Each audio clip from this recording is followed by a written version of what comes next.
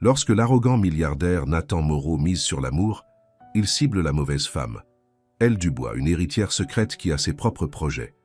Ce qui commence comme un jeu de tromperie se transforme en un voyage de transformation pour tous les deux. Mais l'amour peut-il survivre lorsque la vérité éclate? Avant de commencer l'histoire, dites-nous dans le monde où vous nous regardez aujourd'hui. Nathan Moreau se tenait devant le miroir au sol de son appartement de luxe dans le 16e arrondissement de Paris, ajustant sa cravate de créateur. À 36 ans, il avait tout ce que l'argent pouvait acheter. Un empire commercial prospère, un appartement de luxe à Paris, et plus de voitures qu'il ne pouvait en conduire en un mois. Les magazines People le considéraient comme l'un des célibataires les plus convoités de Paris, mais Nathan ne souhaitait pas se ranger. Il préférait la compagnie de ses amis fortunés et la succession infinie de fêtes glamour qui remplissaient ses nuits. Un jour de plus, 1 million de plus, dit-il à son reflet, pratiquant son sourire narquois. Son téléphone vibrait de messages de ses amis, déjà en train de planifier le divertissement de ce soir à son club exclusif préféré. Ce soir-là, entouré de sa foule habituelle dans la section VIP du club des Champs-Élysées, Nathan était dans son élément. Des bouteilles de champagne cristal arrivaient à leur table avec des étincelles, tandis que de belles personnes se disputaient son attention. Son ami Timothée leva un verre, déjà ivre d'alcool de luxe. « Tu sais quel est ton problème, Nathan ?» bredouilla Timothée, renversant du champagne sur son costume sur mesure. « Tu es trop parfait, tout arrive trop facilement. » Juliette, une mannequin qui essayait d'attirer l'attention de Nathan toute la soirée, rit. « Est-ce vraiment un problème ?»« Si, » insista Timothée, devenant plus fort. « Je parie que tu ne pourrais pas faire tomber quelqu'un amoureux de toi s'il ne connaissait pas ton argent. Le vrai toi, sans tout ça. » Il fit un geste vers leur environnement luxueux. Les autres amis de Nathan se joignirent à la conversation, leur voix devenant plus enthousiaste à mesure que l'alcool coulait. « C'est ça, » dit Antoine, un autre enfant de riche qui n'avait jamais travaillé de sa vie. « On devrait faire un pari. On verra si le grand Nathaniel Moreau peut faire tomber quelqu'un amoureux de lui sans utiliser son argent. » L'idée prit feu autour de la table. C'étaient des gens qui considéraient la vie comme un jeu, toujours à la recherche de nouvelles. Façon de se divertir. Nathan s'appuya en arrière, savourant l'attention tandis que ses amis devenaient de plus en plus enthousiastes à propos de l'idée.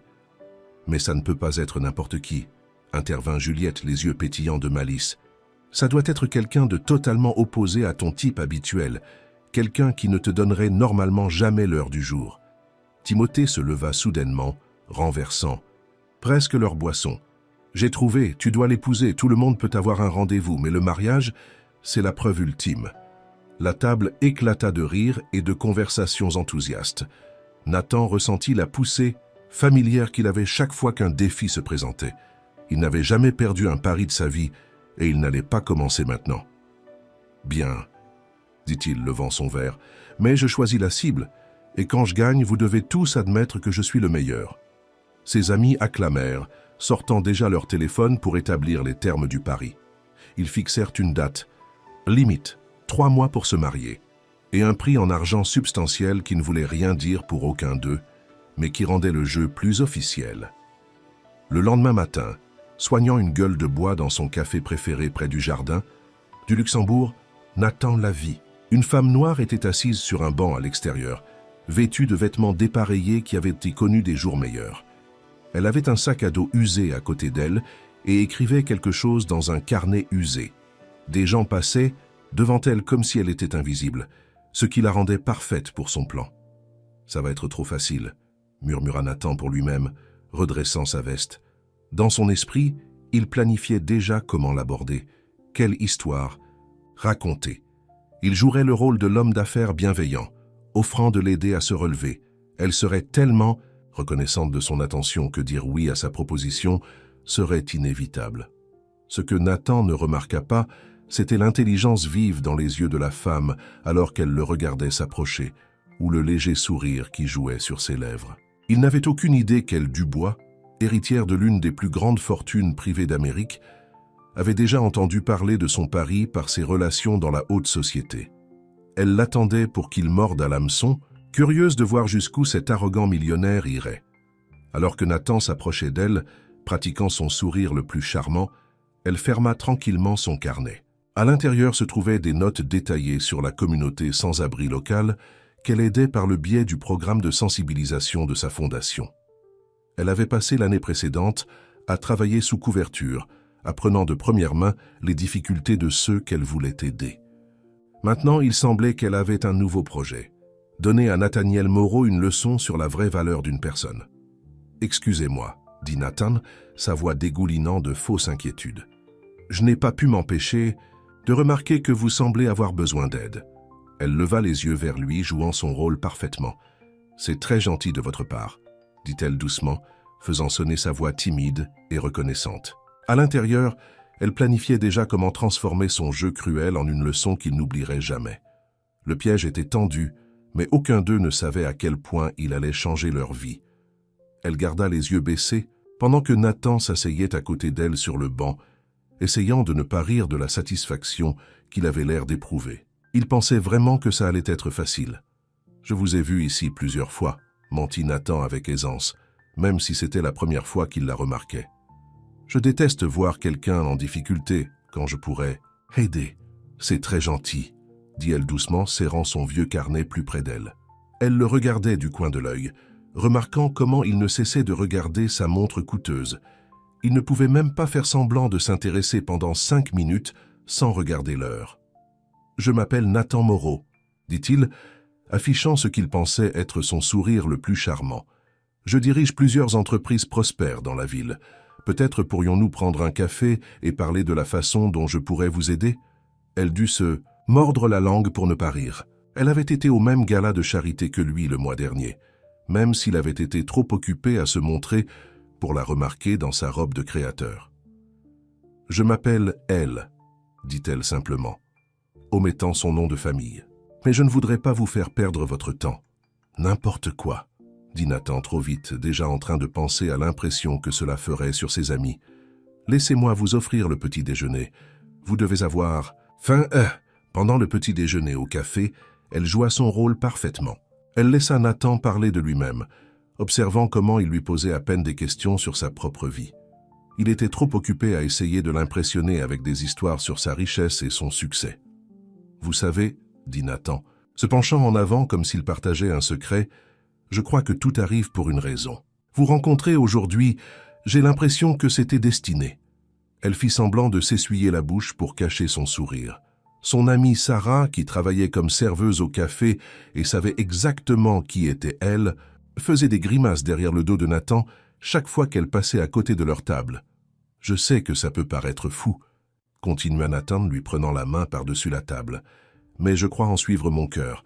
Et si je vous disais que je pourrais vous offrir une vie entièrement nouvelle, une vie où vous n'auriez plus jamais à vous soucier de rien. »« Que dites-vous exactement ?» demanda-elle, faisant trembler légèrement sa voix. « Épousez-moi, » dit Nathan, essayant d'avoir l'air sincère. « Je sais que c'est soudain, mais quand on sait, n'est-ce pas ?» Elle fit semblant d'être choquée, sa main volant vers sa bouche. « Mais vous ne me connaissez même pas, » protesta-t-elle faiblement, sachant que cela ne ferait que le pousser plus fort. « Je connais assez, » insista Nathan, déjà en train de planifier comment le dire à ses amis. « Je sais que vous avez le cœur pur, je le vois dans vos yeux, et je sais que je veux prendre soin de vous. » Elle fit semblant d'y réfléchir, regardant Nathan essayer de ne pas avoir l'air trop impatient. « Si vous êtes sûr, » dit-elle enfin, laissant sa voix s'éteindre incertaine. « Absolument sûr, » dit Nathan rapidement, sortant son téléphone. « En fait, je connais. C'est un juge qui pourrait nous marier aujourd'hui. » Pourquoi attendre? Elle cacha son triomphe derrière un sourire nerveux. « Aujourd'hui? Eh bien, je suppose. Si vous pensez que c'est le mieux... » Nathan passa quelques appels rapides, contenant à peine son excitation. En quelques heures, il se tenait devant un juge au tribunal de Paris. Nathan avait appelé ses amis pour assister à son geste romantique, et ils étaient restés là, essayant de ne pas ricaner. Elle portait les mêmes vêtements miteux, serrant son vieux sac à dos comme une bouée de sauvetage. Elle avait insisté pour ne pas vouloir de nouveaux vêtements pour le moment, prétendant être trop dépassée.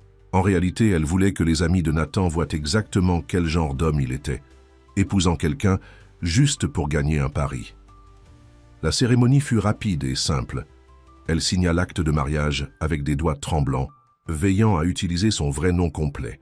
Nathan était trop occupé à sourire à ses amis pour même le remarquer. « Félicitations, monsieur et madame Moreau », dit le juge, semblant légèrement confus par le couple inhabituel. Les amis de Nathan l'entourèrent, lui tapant dans le dos et faisant des blagues sur son œuvre caritative. Aucun d'eux ne prit même la peine de parler à elle. « Eh bien, madame Moreau, » dit Nathan se tournant vers elle avec un sourire triomphant. « Prête à voir votre nouvelle maison ? »« Bien sûr, chérie, » répondit-elle doucement, le suivant hors du tribunal. En marchant vers sa voiture, elle envoya un SMS rapide à son assistante. « Tout est prêt à l'appartement. Il est temps pour la phase 2. » Nathan les conduisit à son immeuble, se vantant de son appartement tout le chemin. Il remarqua à peine qu'elle n'écoutait pas vraiment. Elle était trop occupée à penser à la surprise qu'elle lui réservait. Alors qu'il montait dans l'ascenseur privé, Nathan planifiait déjà comment gérer le mariage. Quelques mois à jouer le mari dévoué, puis une compensation financière généreuse pour la faire taire, simple et propre. Mais lorsque les portes de l'ascenseur s'ouvrirent sur son appartement, il n'avait aucune idée que son plan simple allait exploser dans sa figure. Elle entra dans sa maison comme si elle en était propriétaire, un petit sourire jouant sur ses lèvres. Il était temps que Nathaniel Moreau apprenne que les apparences pouvaient être très, très trompeuses. « Mettez-vous à l'aise », dit Nathan en entrant dans son appartement, regardant elle regarder autour d'elle, avec ce qu'il croyait être de l'émerveillement. « Je vais nous chercher du champagne pour fêter ça. »« En fait, » dit-elle, sa voix soudainement différente, plus forte et plus confiante, « je pense que je vais d'abord me rafraîchir. Où est votre chambre ?» Nathan montra du doigt le couloir, déjà en train de desserrer sa cravate et de penser à la facilité avec laquelle tout cela s'était passé. Il entendit elle fermer la porte de la chambre et alla à son bar pour se verser un verre. Il devait appeler Timothée et les autres, leur faire savoir qu'il avait gagné le pari. « J'espère que ça ne vous dérange pas, » dit la voix d'elle derrière lui 15 minutes plus tard. « Mais j'ai emprunté quelque chose dans ma garde-robe. » Nathan se retourna, son verre lui glissant des mains et se brisant sur le sol en marbre. Elle se tenait dans l'embrasure de la porte, mais elle était complètement transformée. Les vêtements miteux et les cheveux en désordre avaient disparu. Elle portait à la place une élégante robe noire qui lui allait parfaitement. Ses cheveux étaient coiffés en ondulations, à douce, et un collier de diamants brillait à son cou. « Quoi? Comment ?» bégaya Nathan titubant en arrière. « Surprise de me voir dans mes propres vêtements ?» demanda elle, s'approchant de lui avec l'assurance de quelqu'un qui avait grandi dans des manoirs. « Ou surprise que votre petit jeu ne se soit pas déroulé comme prévu. Vos vêtements ?» La voix de Nathan craqua. « De quoi parlez-vous » Elle sourit, mais ce n'était pas le sourire timide d'avant. C'était le sourire de quelqu'un qui détenait toutes les cartes. « Elle Dubois » dit-elle, tendant la main comme s'ils se rencontrèrent pour la première fois. « Des Dubois de Nice. Vous savez, la famille qui possède la moitié de l'immobilier sur la Côte d'Azur ?» Nathan sentit le sang lui quitter le visage. Tout le monde connaissait le nom Dubois. Il faisait passer sa fortune pour de la monnaie. « À deux poches. C'est impossible, » murmura-t-il. « Vraiment ?» Elle alla à son bar et se versa un verre tout à fait chez elle. « Je vous surveille, Nathan, depuis que j'ai entendu parler de votre petit pari au Club des Champs-Élysées. Pensiez-vous vraiment que les nouvelles d'une chose aussi juteuse ne se répandraient pas dans nos cercles sociaux ?» Nathan s'effondra sur son canapé, l'esprit en ébullition. « Mais les vêtements, assis dehors près du café, j'ai passé la dernière année à travailler sous couverture avec ma fondation, » expliqua elle, s'asseyant en face de lui. « Nous aidons les personnes sans abri à se relever. Je voulais comprendre leurs difficultés de première main. Puis j'ai entendu parler de votre pari, eh bien... » Elle haussa les épaules élégamment. « Je n'ai pas pu résister à vous donner une leçon. »« Donc c'était tout un piège ?» La voix de Nathan s'éleva. « Vous m'avez trompé ?»« Non, Nathan, vous vous êtes trompé vous-même. » La voix d'elle était calme mais ferme. « Vous étiez tellement occupé à regarder de haut quelqu'un que vous pensiez être inférieur à vous que vous ne vous êtes jamais donné la peine de me voir vraiment. »« Bien ?» Nathan se leva, essayant de reprendre le contrôle. « Vous vous êtes amusé. Nous allons faire annuler ce mariage et... »« Oh, je ne pense pas, » interrompit elle, sortant son téléphone. « Vous voyez, j'ai tout enregistré. Chaque conversation où vous avez parlé du pari, chaque instant où vous vous êtes vanté auprès de vos amis d'avoir trompé une femme sans abri pour la faire se marier. Elle joua un extrait de la voix de Nathan, le faisant grimacer. « Comment pensez-vous que la presse réagirait à cette histoire? Que voulez-vous » demanda Nathan s'affaissant. « C'est un mariage d'1 an, dit Elle Dubois. Pendant cette période, tu travailleras pour ma fondation. Fini les soirées, fini les clubs UP, tu vas apprendre ce que signifie réellement aider les gens au lieu de t'en servir pour ton amusement. Et si je refuse, alors ces enregistrements seront rendus publics et ta réputation sera ruinée. » Elle se leva, lissant sa robe. « À toi de choisir. » Nathan la regarda avec des yeux neufs, percevant pour la première fois la force et l'intelligence qu'il avait complètement ignorées auparavant. « Pourquoi se donner autant de mal? Pourquoi ne pas simplement me dénoncer? »« Parce que j'ai vu quelque chose en toi, » dit-elle plus doucement. « Derrière toute cette arrogance, il y a peut-être une personne décente qui essaie de sortir. Je te donne une chance de la trouver. » À ce moment-là, le téléphone de Nathan se mit à vibrer, recevant des SMS de ses amis qui voulaient savoir comment sa nouvelle épouse s'installait. Elle leva un sourcil. « Alors, mon mari ?» demanda-t-elle. « Prêt à leur dire la vérité? Ou devrions-nous les laisser le découvrir au gala de charité la semaine prochaine ?» Nathan regarda son téléphone, puis elle, réalisant que sa vie venait de changer complètement. La femme qu'il pensait être une proie facile s'était révélée être son égal parfait en ruse et en détermination, et d'une certaine manière, malgré sa colère et son embarras, il se trouva intrigué. « 1 an ?» demanda-t-il. « Finalement. »« 1 an », confirma Elle Dubois. « Considère cela comme une chance de devenir quelqu'un qui vaut la peine d'être épousé. » Alors que le soleil se couchait sur Paris, projetant de longues ombres à travers les fenêtres de l'appartement de luxe dans le 16e arrondissement de Paris, Nathan Moreau faisait face au premier défi dont il ne pouvait pas se sortir par l'argent ou le charme. Et Elle Dubois se demanda si elle venait de commettre la plus grosse erreur de sa vie, ou si elle avait trouvé le moyen idéal de transformer un millionnaire superficiel en un homme digne d'être aimé. Le lendemain matin de la révélation d'elle, Nathan se réveilla sur le canapé du salon avec une migraine lancinante. Pendant un instant, il espéra que tout cela n'avait été qu'un mauvais rêve. Mais il entendit ensuite des bruits dans la cuisine et sentit l'odeur du café qui infusait. Elle était déjà habillée d'un tailleur-pantalon impeccable, ayant tout l'air de la puissante héritière qu'elle était. « Bonjour, mon mari, » dit-elle en posant une tasse de café devant lui. « Prêt pour ta première journée de travail ?»« Travail ?» Nathan se frotta les tempes. « De quoi parles-tu ?»« La Fondation Dubois ouvre à 9 heures, » dit-elle en regardant sa montre. « Et toi, mon cher, tu es notre tout nouveau coordinateur bénévole. »« Je ne travaillerai pas à ta fondation, » protesta Nathan. « J'ai mes propres entreprises à gérer. » Elle sourit gentiment. « Ton associé a appelé plus tôt, je lui ai dit que tu prenais un congé sabbatique pour ton développement personnel. Il a semblé assez compréhensif. » Avant que Nathan ne puisse répliquer, son téléphone vibra, affichant des SMS de ses amis. Ils voulaient déjeuner dans leur restaurant habituel. Elle prit son téléphone et lut les messages. « Tu devrais leur dire que tu seras occupé, » dit-elle, « à moins que tu ne veuilles que je leur dise pourquoi tu m'as vraiment épousé. » Nathan prit son téléphone et écrivit une excuse rapide. Ses mains tremblaient de colère, mais il savait qu'il était pris au piège. « Bien, 1 journée à ta fondation, mais c'est ridicule. »« Oh chérie !» Elle lui tapota la joue. « Pas 1 journée, souviens-toi, 1 an. » La Fondation Dubois n'était rien de ce à quoi Nathan s'attendait. Située dans un entrepôt rénové dans un quartier difficile, elle bourdonnait d'activité. Des gens faisaient la queue dehors, cherchant de l'aide pour le logement, la formation professionnelle et les soins médicaux. « Maria va te montrer les ficelles du métier, » dit-elle en le présentant à une femme au regard sévère, âgée d'une 50aine d'années. « Et Nathan, essaie de ne pas mentionner que tu possèdes 3 Ferrari. » Maria mit immédiatement Nathan au travail, le faisant trier des boîtes de dons. Son costume de créateur devint poussiéreux alors qu'il fouillait dans des piles de vêtements usagés et d'articles ménagers. « Ces marques de créateurs vont dans une pile spéciale, » expliqua Maria. « Nous pouvons les vendre pour financer nos programmes. » Nathan reconnut plusieurs articles qu'il avait jetés la saison dernière. Il n'avait jamais pensé à l'endroit où finissaient ses vêtements jetés à l'heure. Du déjeuner, son dos lui faisait mal et ses mains étaient sales.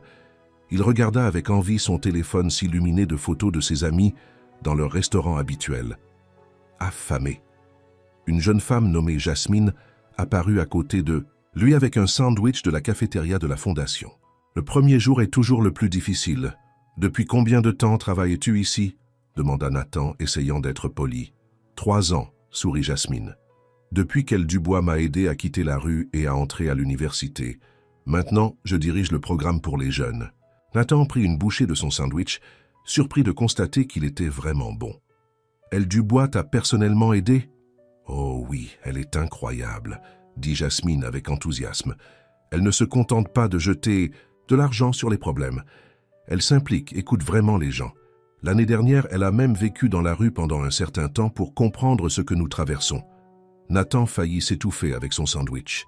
Donc ce n'était pas un mensonge. L'après-midi empira. Maria le fit aider aux entretiens d'admission, écoutant les gens raconter leurs histoires de perte d'emploi, de factures médicales et de malchance. Chaque histoire le mit de plus en plus mal à l'aise, pensant à la façon dont il avait dépensé plus d'argent en une seule soirée que ce que ces personnes avaient pour vivre pendant des mois. À 4 heures, Elle Dubois apparut dans l'embrasure de la salle d'admission. « Prêt à rentrer à la maison, chérie ?» Nathan courut pratiquement vers la porte, mais Elle Dubois l'arrêta. « Maria, comment s'est-il débrouillé aujourd'hui ?» Étonnamment, il n'a pas complètement tout gâché, dit Maria à contre-cœur. « Mais il doit travailler sur son attitude. Ne t'inquiète pas, sourit Elle Dubois. Nous avons tout le temps nécessaire pour ça. » Dans la voiture qui rentrait à la maison, Nathan était inhabituellement silencieux. Elle Dubois l'observa du coin de l'œil, remarquant comment il continuait à regarder par la fenêtre les gens dans la rue. « Première journée difficile ?» demanda-t-elle. « Pourquoi t'en soucies-tu » lança Nathan. « Ce n'est qu'un jeu pour toi, n'est-ce pas? M'humilier pour me donner une leçon. Non. Nathan, la voix d'Elle Dubois était sérieuse. Ce n'est pas un jeu, ce sont les vies des gens. La question est, es-tu enfin prêt à le voir? De retour à l'appartement de luxe, le téléphone de Nathan vibra à nouveau. Timothée avait envoyé un message. « Comment se passe la vie de mariée avec ton assisté social? Quand? Pourrons-nous la rencontrer ?» Nathan fixa le message pendant longtemps. Pour la première fois, la blague ne semblait pas drôle. « Tes amis veulent me rencontrer ?» demanda Elle Dubois en lisant par-dessus son épaule. « Ils ne savent pas encore qui tu es, » dit Nathan doucement. « Eh bien alors, Elle Dubois sourit de ce sourire dangereux. Peut-être qu'il est temps pour un dîner. Vendredi soir. Nathan la regarda avec effroi. « Tu veux les inviter ici ?»« Bien sûr, » dit Elle Dubois gentiment. « Ils devraient rencontrer la nouvelle épouse de leur ami, à moins que tu préfères que je me présente au cercle de l'Union interalliée. » Alors qu'Elle Dubois s'éloignait pour faire des plans de dîner, Nathan s'effondra sur le canapé. Un jour de passé, 364 à faire, et d'une certaine manière, il avait le sentiment que les choses n'allaient faire que devenir plus difficiles. Dans la cuisine, Elle Dubois sourit en entendant Nathan gémir. La première phase de son plan fonctionnait parfaitement. Maintenant, elle devait juste espérer qu'elle pourrait passer l'année sans réellement étrangler son nouveau mari. Vendredi soir arriva trop vite au goût de Nathan. Il fit les 100, pas dans l'appartement de luxe, regardant le personnel qu'Elle Dubois avait engagé préparer le dîner. Tout avait l'air parfait, ce qui ne fit qu'accroître sa nervosité. « Arrête de t'agiter », dit Elle Dubois en sortant de la chambre. Elle portait une robe de créateur rouge qui coûtait probablement plus que ce que la plupart des gens gagnaient en un an. « Tes amis vont arriver d'une minute à l'autre. Peut-être devrions-nous annuler ?» suggéra désespérément. « Nathan, dis-leur que tu es malade et manquer tout le plaisir. » Elle Dubois ajusta sa cravate avec un sourire qui le fit transpirer. « Ne t'inquiète pas, chérie. Je me tiendrai bien. » La sonnette sonna et le cœur de Nathan faillit s'arrêter. Timothée et Juliette arrivèrent les premiers, suivis rapidement par Antoine et sa dernière petite amie. Ils portaient tous des bouteilles de vin coûteuses et arborèrent des expressions d'amusement à peine dissimulées. « Où est la mariée toute rouge ?» demanda Timothée à haute voix en regardant autour de l'appartement de luxe. « Elle est encore en train de se préparer ?»« En fait, » dit la voix d'Elle Dubois derrière eux douce comme de la soie, « je suis là. » Nathan observa les visages de ses amis lorsqu'ils se retournèrent. Leurs expressions passèrent de sourires moqueurs à un choc en un instant. Elle Dubois se tenait là, ayant l'air d'être sortie de la couverture d'un magazine, tenant habilement une coupe de champagne. « Je crois que nous n'avons pas été correctement présentés. » Bing, dit-elle en tendant la main. Elle Dubois Moreau, ravie d'enfin rencontrer les amis les plus proches de mon mari. La pièce devint complètement silencieuse. La coupe de vin de Juliette glissa de sa main et se brisa sur le sol. « Dubois » s'étouffa Antoine. « Comme dans « La famille Dubois, oui », sourit elle Dubois. « Nathan m'aide dans mon œuvre caritative depuis peu. N'est-ce pas, chérie ?» Nathan hocha faiblement la tête, regardant ses amis essayer de comprendre ce qui se passait. Le visage de Timothée était devenu pâle. « Mais, on t'a vu » bredouilla Timothée. Devant le café, près du jardin du Luxembourg. « Oh, tu veux dire pendant mon travail d'infiltration » Elle Dubois rit légèrement. « Je passe beaucoup de temps sur le terrain pour ma fondation. Il est si important de comprendre les gens que nous essayons d'aider. Je suis sûr que Nathan vous a tous parlé de notre travail. » Le dîner qui suivit fut atroce. Elle Dubois joua son rôle parfaitement, racontant des histoires sur les galas de charité et les liens familiaux qui firent se tortiller ses amis sur leur siège.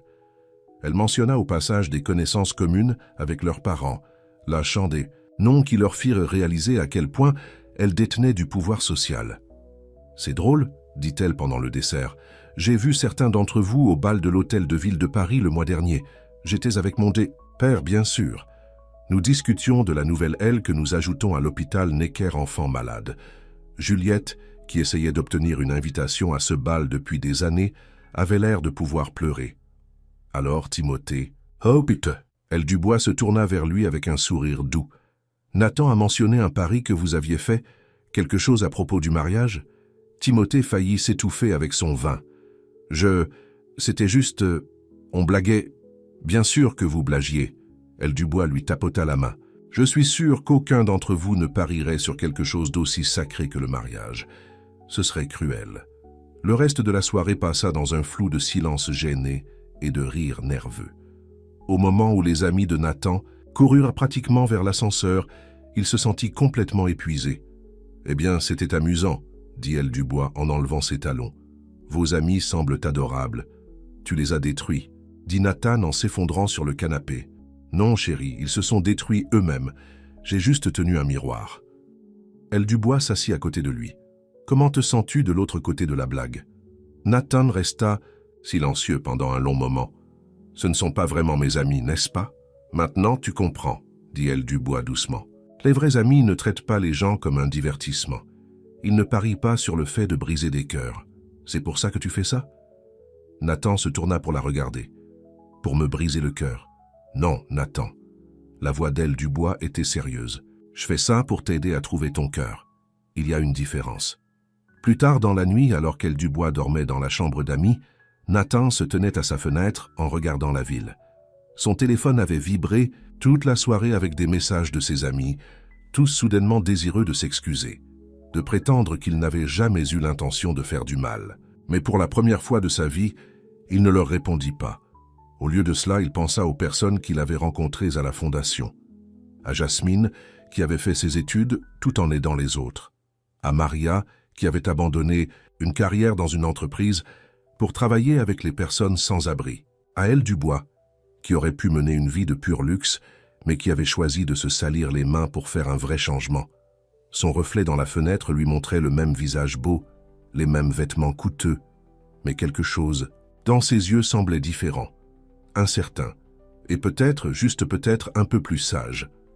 Dans sa chambre, elle Dubois resta éveillée, réfléchissant au dîner. Elle avait eu l'intention d'humilier les amis de Nathan, de lui montrer à quel point ils étaient superficiels. Mais elle ne s'attendait pas à voir cette lueur de vraie douleur dans ses yeux lorsqu'il réalisa la vérité à leur sujet. Pour la première fois depuis le début, elle se demanda s'il y avait peut-être plus en Nathan Moreau qu'elle ne le pensait. Un mois s'était écoulé depuis le dîner, et la vie à la Fondation Dubois était devenue une routine pour Nathan. Il ne se plaignait plus des levées tôt ou du travail physique.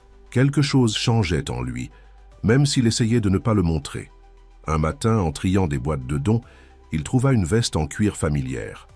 Il en avait acheté une identique l'année dernière pour plus d'argent que ce que la plupart des familles dépensaient en nourriture en un mois.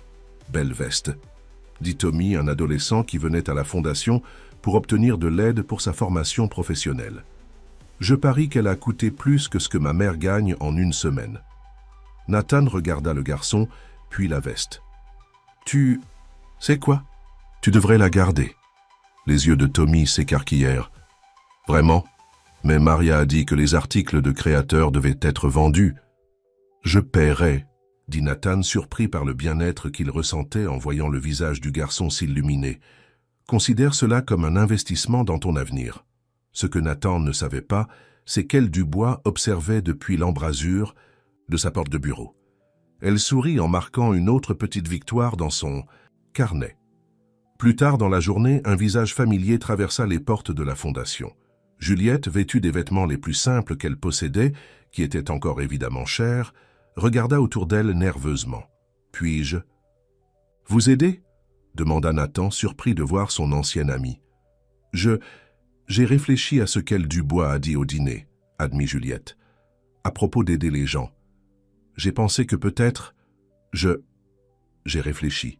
À ce qu'elle Dubois a dit au dîner, » admit Juliette. « À propos d'aider les gens. J'ai pensé que peut-être... Et si je faisais du bénévolat ?» Nathan étudia son visage, cherchant le moindre signe d'une plaisanterie. Mais Juliette semblait sincère, même si mal à l'aise. « Nous avons toujours besoin de plus d'aide au rayon vêtements, » dit-il finalement. « Mais attention, c'est un travail difficile, et Maria se fiche du prix de vos chaussures. » À la surprise générale, Juliette resta.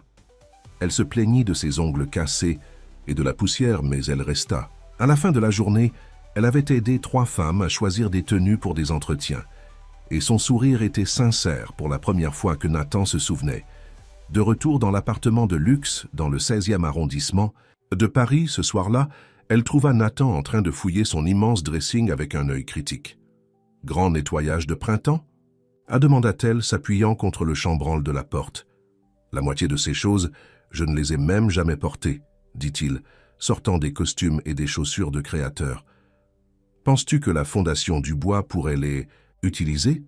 Elle sentit quelque chose flotter dans sa poitrine, mais elle garda une voix neutre. « Je suis sûr que nous pouvons leur trouver de bons foyers. »« Tu sais, » dit Nathan lentement, toujours concentré sur ses vêtements, « j'ai rencontré un type aujourd'hui qui a tout perdu dans un incendie. Pas d'assurance, 3 enfants à charge. Je me suis dit qu'on pourrait peut-être l'aider à trouver un appartement. »« Nous ?» Elle leva un sourcil.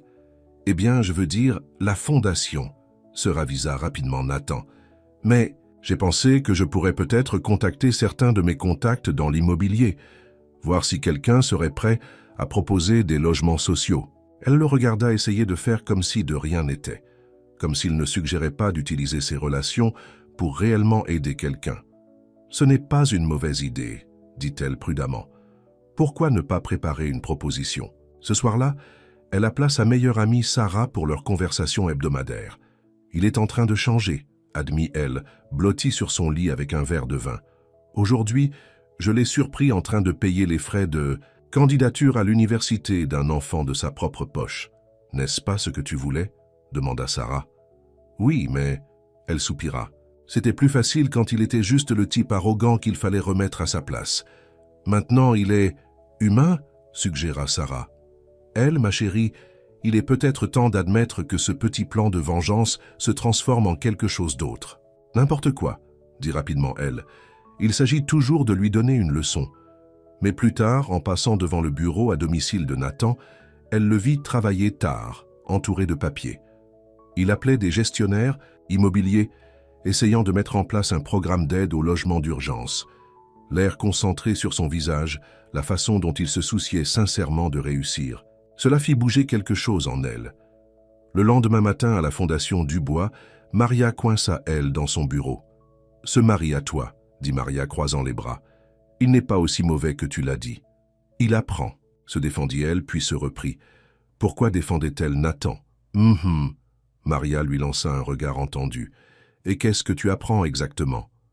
Avant qu'elle ne puisse répondre, elles entendirent une agitation dans la salle principale. Nathan aidait une femme âgée qui s'était évanouie à cause de la chaleur.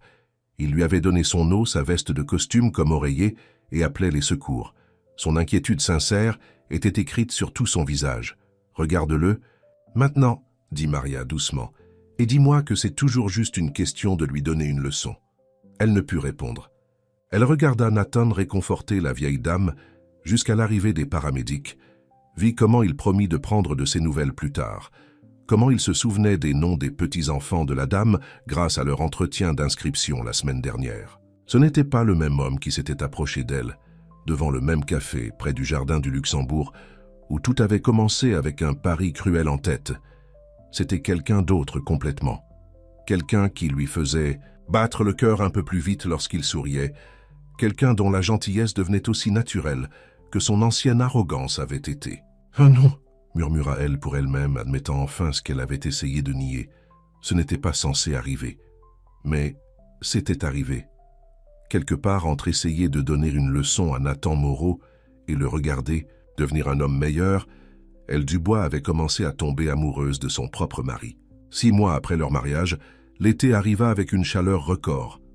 La Fondation Dubois était plus occupée que jamais, fournissant de l'eau et des climatiseurs aux personnes âgées et aidant les familles sans abri à trouver un abri contre les températures brûlantes. Nathan essuya la sueur de son front alors qu'il déchargeait un autre camion de bouteilles d'eau. Il avait depuis longtemps cessé de porter des costumes de créateur au travail, passant à des vêtements simples qui pouvaient supporter le travail physique. Ses anciens amis ne l'auraient pas reconnu, mais il s'en fichait maintenant. « Tu vas avoir un coup de chaleur, » dit-elle, apparaissant à côté de lui avec une bouteille d'eau froide. « Prends une pause. »« Je vais bien, » insista Nathan, mais accepta l'eau. Leurs doigts se frôlèrent lorsqu'elle lui tendit la bouteille, en voyant une secousse inattendue à travers eux deux. Les choses avaient été différentes entre eux ces derniers temps. Les aspérités de leur arrangement s'étaient adoucies, remplacées par quelque chose de plus compliqué.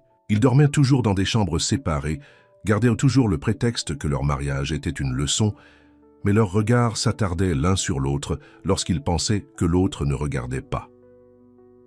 Cet après-midi-là, le père d'elle fit une visite surprise à la Fondation Dubois. Richard Dubois était un homme imposant dans la soixantaine, connu autant pour son génie des affaires que pour sa nature surprotectrice envers sa fille unique. « Papa !» Elle le serra dans ses bras, puis remarqua son expression sérieuse. « Qu'est-ce qui t'amène ici ?»« Nous devons parler, » dit Richard, jetant un coup d'œil à Nathan qui aidait une famille à transporter des cartons jusqu'à sa voiture. À propos de lui. Dans le bureau d'elle, Richard alla droit au but. « Le conseil d'administration est préoccupé, ma chérie. Cette petite expérience, ça a assez duré. Qu'est-ce que tu veux dire ?» Elle sentit son estomac se serrer. « Nous avons surveillé M. Moreau. » Richard sortit un dossier. Il a passé des appels à des promoteurs immobiliers, essayant de mettre en place des programmes de logements sociaux. Il utilise ses relations professionnelles pour aider ta fondation. « Ce n'est pas une bonne chose ?»« C'est dangereux, » insista Richard. « Le conseil d'administration pense qu'il essaie de s'introduire dans l'Empire du Bois par le biais de ta fondation. Ils veulent que je mette fin à ces projets, qu'ils soient écartés. C'est ridicule. » Elle se leva. Nathan n'essaie pas de profiter de la situation. « Il a changé. A-t-il » Richard leva un sourcil. « Ou est-ce qu'il joue un jeu plus long ? Souviens-toi, ma chérie, c'est l'homme qui t'a épousée dans le cadre d'un pari. » Avant qu'elle ne puisse répondre, ils entendirent une agitation dehors. Un adolescent s'était effondré à cause de la chaleur en attendant dans la file d'attente. Par la fenêtre du bureau, ils regardèrent Nathan se précipiter pour aider, berçant la tête du garçon tout en appelant les secours. « Regarde-le, papa, » dit-elle doucement. « On dirait quelqu'un qui joue un jeu. » Richard regarda pensivement. « Peut-être pas, mais le conseil d'administration veut toujours la preuve qu'il n'est pas une menace. Ils envoient un enquêteur pour se renseigner sur son passé, ses affaires, tout. « Hey, tu ne peux pas faire ça !» protesta-elle. « C'est déjà fait. » Richard lui embrassa le front. « Je te préviens juste parce que je t'aime. Fais attention, ma chérie. Les hommes comme Nathan Moreau ne changent pas du jour au lendemain. » Après le départ de son père, elle resta assise à son bureau, malade. Elle avait commencé tout cela pour donner une leçon à Nathan, mais maintenant, c'était lui qui risquait d'être blessé. La pensée des enquêteurs fouillant dans son passé, déformant ses bonnes actions récentes en quelque chose de suspect, lui serrait la poitrine. Ce soir-là, Nathan la trouva encore dans son bureau, les yeux fixés sur le néant. « Hé, dit-il doucement, tu as raté le dîner. Je t'ai gardé un peu de ces pâtes que tu aimes. » Elle leva les yeux vers lui, le regarda vraiment. Ses mains étaient calleuses maintenant, à cause du vrai travail. Son visage était bronzé pour avoir aidé à construire le jardin communautaire de la Fondation Dubois. Ses yeux, autrefois froids d'arrogance, contenaient maintenant une chaleur sincère lorsqu'il la regardait. « Pourquoi fais-tu tout ?» Ça? Demanda-t-elle soudainement. Faire quoi? Le programme de logement, le fonds d'études supérieures pour les enfants. Tout ça, est-ce juste pour me prouver quelque chose? Nathan s'assit en face d'elle. Au début, peut-être que oui, mais maintenant. Il passa une main dans ses cheveux, luttant pour trouver les mots. Ces gens, leurs histoires, elles, comptent pour moi. Pour la première fois de ma vie, je fais quelque chose qui compte vraiment. Elle sentit des larmes aux yeux. Même si ça te coûte tout, ta réputation, tes relations professionnelles, elle, qu'est-ce qui ne va pas? Nathan se pencha en avant, inquiet. Quelque chose s'est passé. Elle voulait lui parler de la visite de son père, de l'enquête, de sa peur que son plan pour lui donner une leçon ne finisse par le détruire juste au moment où il était devenu quelqu'un qui valait la peine d'être aimé. Au lieu de cela, elle se leva brusquement. « J'ai besoin d'air. Je vais venir avec toi, » proposa Nathan. « Non, dit-elle trop vite. J'ai besoin d'être seule. » Elle sortit précipitamment du bureau, laissant Nathan la regarder avec confusion. Dans l'ascenseur, elle laissa enfin ses larmes couler. Elle avait voulu briser ses murs, mais c'était lui qui avait brisé les siens à la place. Dans la rue, elle marchait sans but, l'esprit embrouillé. Elle devait trouver un moyen d'arrêter l'enquête, de protéger Nathan sans qu'il ne le découvre. Mais plus que cela, elle devait trouver quoi faire face au fait qu'elle était désespérément, terriblement amoureuse de l'homme qu'elle avait épousé par vengeance. De retour à la fondation Dubois, Nathan trouva le téléphone d'elle sur son bureau. Alors qu'il le ramassait, un SMS de son père s'alluma sur l'écran. « Les enquêteurs commencent demain. Gardez-le loin de l'immeuble de la famille Dubois à Neuilly-sur-Seine. » Nathan fixa le message, le cœur brisé. Tout ce temps, elle l'avait-elle simplement préparé à une plus grande chute? Ou se passait-il autre chose, quelque chose qui expliquait les larmes qu'il avait vues dans ses yeux? Pour la première fois depuis le début de leur mariage, Nathan n'était pas sûr de ce qui ferait le plus mal.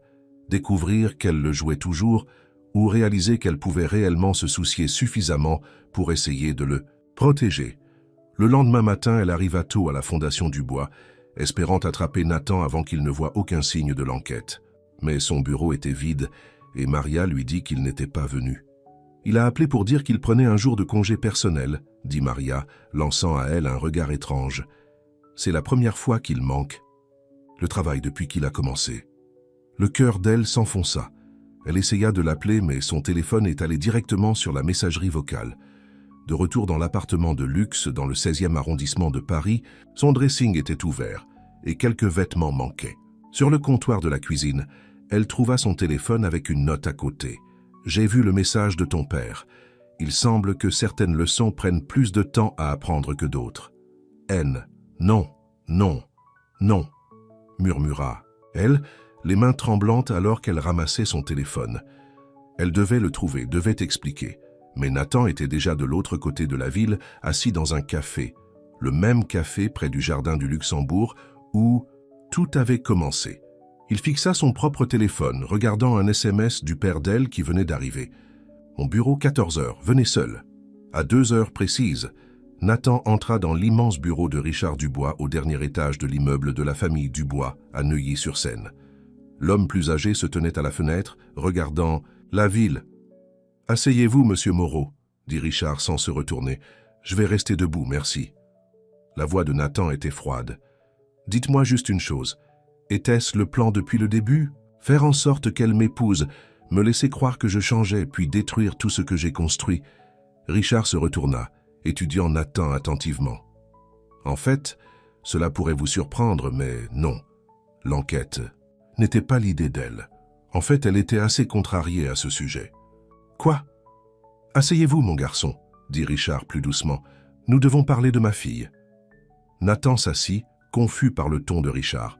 L'homme plus âgé sortit un dossier épais et le laissa tomber sur le bureau. « Entre eux, c'est ce que nos enquêteurs ont trouvé, » dit Richard. « Chaque transaction commerciale que vous avez conclue au cours des 6 derniers mois, chaque programme que vous avez lancé à la Fondation, chaque centime que vous avez dépensé pour aider les personnes qui en avaient besoin. Et, demanda Nathan raidement, et je vous dois des excuses. » Richard sourit légèrement. « Vous n'êtes pas l'homme que je croyais. Plus important encore, vous n'êtes pas l'homme qu'elle croyait être lorsqu'elle vous a épousé. De quoi parlez-vous? » Elle est venue me voir le lendemain de votre mariage, m'a tout raconté sur le pari, sur son plan pour vous donner une leçon. » Richard s'assit lourdement. « Je pensais qu'elle était folle, mais elle était si sûre qu'elle pouvait vous faire voir l'erreur de vos manières. Ce à quoi aucun de nous ne s'attendait, c'est que vous changiez réellement. » La tête de Nathan tournait. « L'enquête, c'était mon idée, » admit Richard. « Je devais être sûr que vous ne jouiez pas à un jeu de longue haleine. Mais ces rapports... » Il tapota le dossier. « Vous avez dépensé près de la moitié de votre fortune personnelle pour des projets de la Fondation. Vous avez travaillé plus dur que n'importe lequel de nos employés rémunérés. Et vous l'avez fait sans publicité, sans essayer de vous attribuer le mérite. Parce que ce n'était pas une question de mérite, dit Nathan calmement. Il s'agissait de faire quelque chose de bien pour une fois dans ma vie. » Richard hocha lentement la tête. Elle a essayé d'arrêter l'enquête. Elle avait peur que cela vous fasse du mal, peur que vous le découvriez et que vous pensiez qu'elle ne vous faisait pas confiance. Elle pleure dans son bureau toute la matinée. Nathan sentit quelque chose se serrer dans sa poitrine. « Elle, hein? Savez-vous ce qu'il y a de drôle ?» Richard s'adossa à sa chaise. Quand elle m'a parlé pour la première fois de son plan, elle a dit qu'elle allait vous apprendre à être un meilleur homme. Au lieu de ça, vous lui avez appris à être une meilleure personne aussi. Qu'est-ce que tu veux dire? Ma fille a toujours voulu aider les gens, mais elle s'est tenue à distance, protégée. Depuis qu'elle est mariée avec toi, elle est différente. Qu'est-ce que tu veux dire? Ma fille a toujours voulu aider les gens, mais elle s'est tenue à distance, protégée. Depuis qu'elle est mariée avec toi, elle est différente. Nathan hocha la tête. Elle s'était ouverte à lui d'une manière qu'il n'avait jamais vue auparavant. Richard sourit tristement. Même si cela signifie qu'elle pourrait se faire du mal. Nathan se leva brusquement. « Je dois y aller. Avant que tu ne partes... » Richard tendit un papier. « Tu devrais savoir cela. Elle l'a déposé ce matin. » Nathan prit le papier, le cœur s'arrêtant lorsqu'il vit de quoi il s'agissait. Des actes de divorce, déjà signés par elle. Mais au lieu de prendre tout ce qu'elle pouvait, comme le contrat prénuptial le permettait, elle avait renoncé à toute prétention au bien de Nathan. Elle s'en allait sans rien.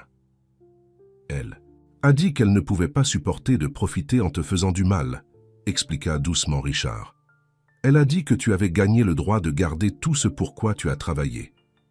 Nathan fixa le papier, se souvenant des larmes. D'elle dans son bureau la veille au soir, comprenant maintenant ce qu'elle signifiait. Elle ne l'avait pas manipulé. Elle avait essayé de le protéger, même si cela signifiait le perdre. « Où est-elle » demanda-t-il d'une voix rauque. « Où penses-tu » Richard sourit. « Au même endroit où elle va chaque fois qu'elle est contrariée. Le même endroit où vous vous êtes rencontrés pour la première fois. » Nathan était déjà sorti avant que Richard ne puisse dire un autre mot. Derrière lui, les actes de divorce flottèrent jusqu'au sol, non signés de son côté. De retour dans son bureau, Richard Dubois prit son téléphone. « Maria ? Oui, elle est toujours à la fondation. Assure-toi qu'elle y reste. Je pense que son mari pourrait avoir quelque chose à lui dire. » Dans l'ascenseur, le cœur de Nathan s'emballa alors qu'il repensait à tout ce qui s'était passé au cours des 6 derniers mois. Il avait épousé elle, pensant qu'il était celui qui contrôlait, ne réalisant jamais qu'elle serait celle qui changerait complètement sa vie. Maintenant, il devait juste espérer qu'il n'était pas trop tard pour lui montrer que l'homme qu'elle l'avait aidé à devenir était l'homme qui était tombé complètement, désespérément amoureux d'elle. Elle était assise, sur le banc devant le café près du jardin du Luxembourg, exactement là où tout avait commencé 6 mois auparavant. Elle portait un simple jean et un t-shirt sans prétention, sans déguisement. Ses yeux étaient rouges de larmes et elle tenait une tasse de café qui était froide depuis longtemps. À l'intérieur du café, Sarah observa son amie à travers la fenêtre avec inquiétude. Elle était assise là depuis des heures, refusant de bouger, comme si elle attendait quelque chose, ou quelqu'un. La foule de l'après-midi se précipita sur le trottoir, des gens affairés se dépêchant à des réunions importantes. Aucun d'eux ne remarqua l'élégante Elle Dubois assise sur un banc miteux, perdue et le cœur brisé. Aucun d'eux, sauf un, Nathan, se tenait de l'autre côté de la rue, la regardant. Sa cravate était dénouée, sa veste de costume manquait, ses cheveux étaient en désordre, parce qu'il s'était passé les mains plusieurs fois dans les cheveux. Il ne ressemblait en rien à l'homme d'affaires raffiné qui s'était approché d'elle au même endroit il y a 6 mois. Prenant une profonde inspiration, il traversa la rue. Elle était tellement perdue dans ses pensées qu'elle ne le remarqua pas jusqu'à ce que son ombre tombe sur elle. « Cette place est-elle prise ?» demanda-t-il doucement. La tête d'elle se leva brusquement, les yeux grands ouverts. « Nathan, j'ai essayé de t'appeler. Je sais. » Il s'assit à côté d'elle, prêt, mais sans la toucher. « J'ai eu une réunion très intéressante avec ton père. » Le visage d'elle se crispa. « Je suis tellement désolé. J'ai essayé d'arrêter l'enquête. Je n'ai jamais voulu... » Il m'a montré les actes de divorce, interrompit doucement Nathan. Elle détourna le regard, les larmes coulant. « Tu mérites ta liberté après tout ce que j'ai fait. Tout ce que tu as fait. » Nathan se tourna pour la regarder. « Tu veux dire m'avoir montré à quel point j'étais superficiel et égoïste? M'apprendre qu'il y a plus dans la vie que l'argent et le statut? M'aider à devenir quelqu'un dont je peux être fier?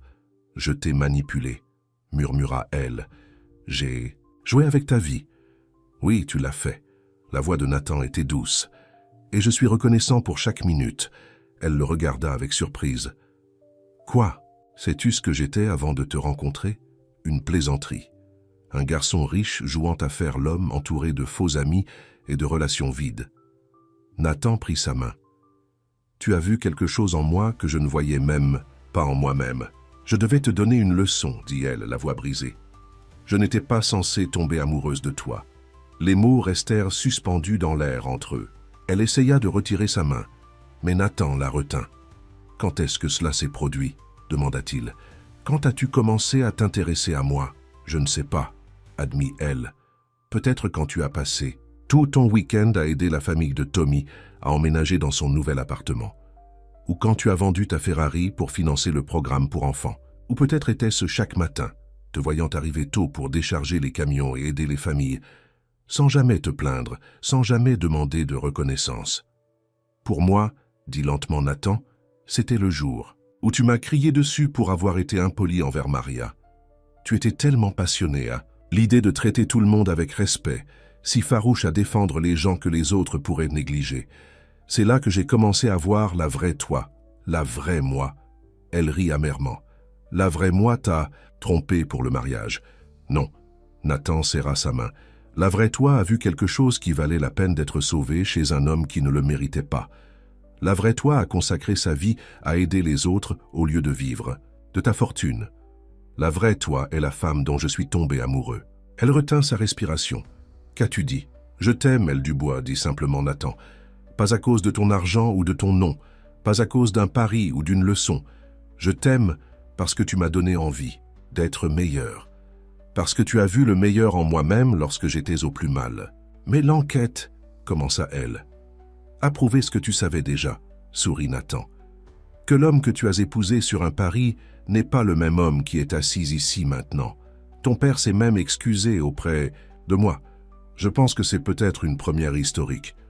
Un rire jaillit à travers les larmes d'elle. Il déteste admettre qu'il a tort.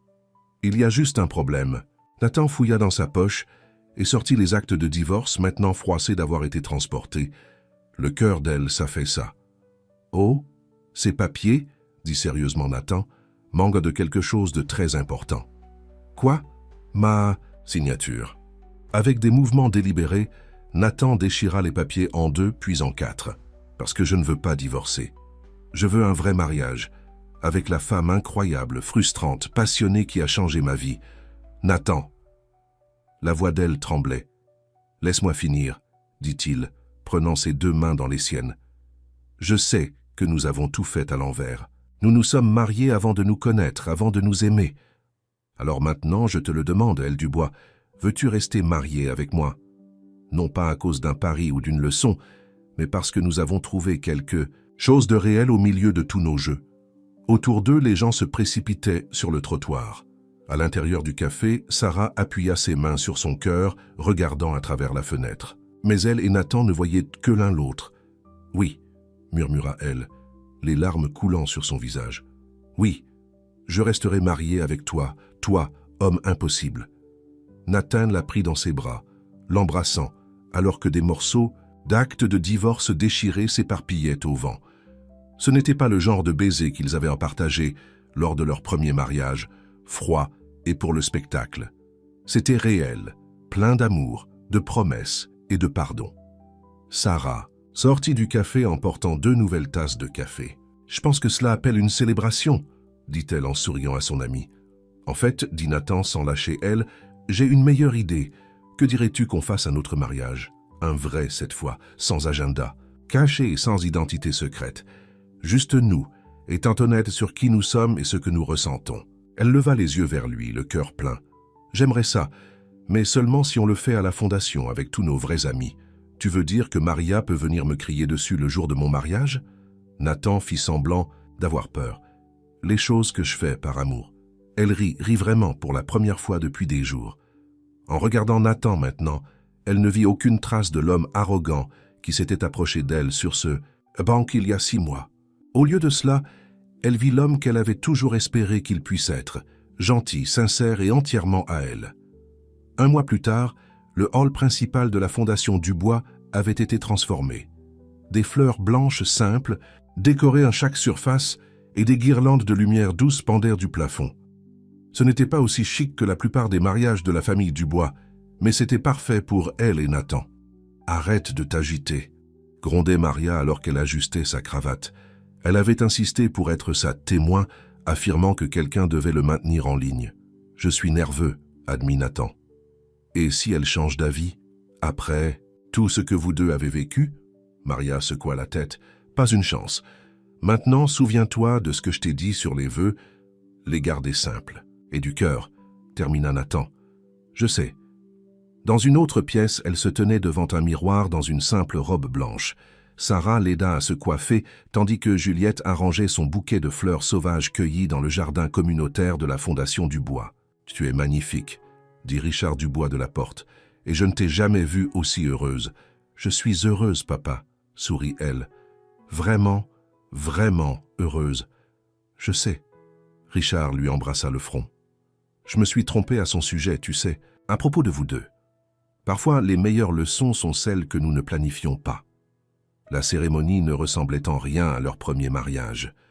Au lieu des anciens amis de la haute société de Nathan, la salle était remplie de personnes de la Fondation, les familles qu'ils avaient aidées, les bénévoles avec lesquels ils avaient travaillé, les enfants de leur programme. Tommy était assis au premier rang, portant fièrement sa veste en cuir. Lorsque la musique commença, elle descendit l'allée au bras de son père. Mais cette fois, lorsqu'elle atteignit Nathan, il y avait des larmes dans leurs yeux. « Il y a 6 mois, commença Nathan ses vœux, la voix légèrement tremblante. Je pensais avoir tout. De l'argent, du succès, du pouvoir, mais je n'avais rien qui comptait vraiment. Puis tu es entrée dans ma vie faisant semblant d'être quelqu'un qui avait besoin d'aide, alors que tu étais celle qui m'aidait. » Elle serra ses mains alors qu'il continuait. « Tu m'as appris que la vraie richesse n'est pas sur mon compte bancaire, elle est dans les vies que nous touchons et les gens que nous aidons.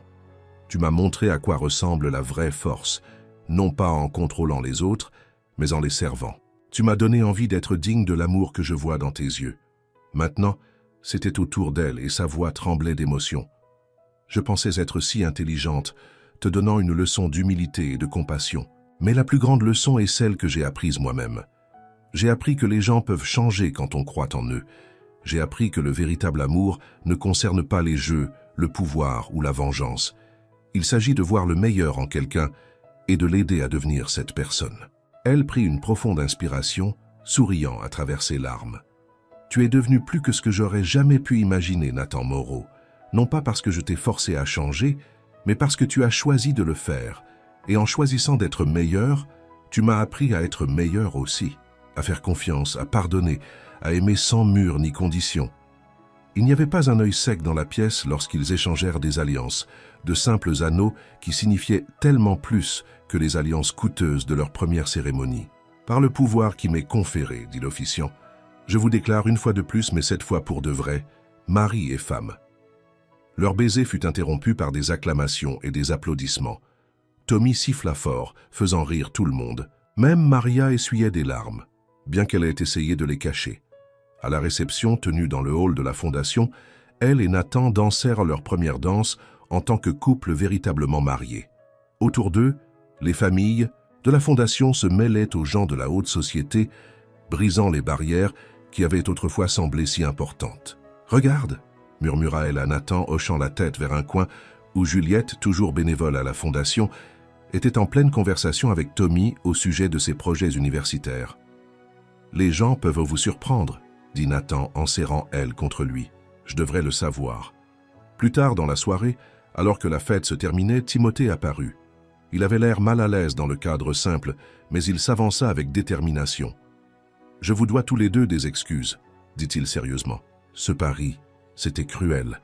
Je n'aurais jamais pensé... » « Il s'est avéré être le meilleur pari que j'ai jamais fait, » interrompit Nathan en souriant à elle. « Juste pas comme on s'y attendait. » Alors que leurs invités commençaient à partir, elle et Nathan se tenaient dans l'embrasure de la porte de la fondation.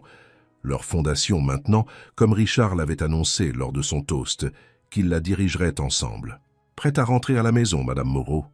demanda Nathan en lui embrassant la tempe. « Je pensais, dit-elle en se penchant sur lui, qu'on pourrait peut-être s'arrêter au café d'abord, pour le souvenir. » Nathan rit. « Le café où tu m'as piégé pour que je tombe amoureux de... Toi? Non. » Elle se retourna dans ses bras pour le regarder. « Le café où tu m'as appris que parfois les plus belles histoires d'amour commencent par une leçon. » Alors qu'ils descendaient la rue main dans la main, ils passèrent devant le banc où leur histoire avait commencé. Mais aucun d'eux ne regarda en arrière. Ils étaient trop occupés à envisager leur avenir. Un avenir bâti non pas sur des paris, des jeux ou des leçons, mais sur la fondation la plus vraie de toutes. Un amour qui transforme, pardonne et nous rend meilleurs que ce que nous aurions jamais pu imaginer. De retour à la fondation, Maria trouva un mot d'eux sur son bureau. Aller prendre un café. De retour lundi pour changer le monde ensemble. Elle sourit, rangeant le mot dans son tiroir à côté de l'ancienne coupure de journal annonçant leur premier mariage. Cette histoire parlait d'un pari entre des membres de la haute société. Mais cette histoire, leur vraie histoire, parlait, ça, de quelque chose de beaucoup plus précieux. La leçon que le véritable amour ne change pas les gens par la force, mais en croyant en ce qu'ils peuvent devenir. Et c'était une leçon qui valait la peine d'être apprise 2 fois.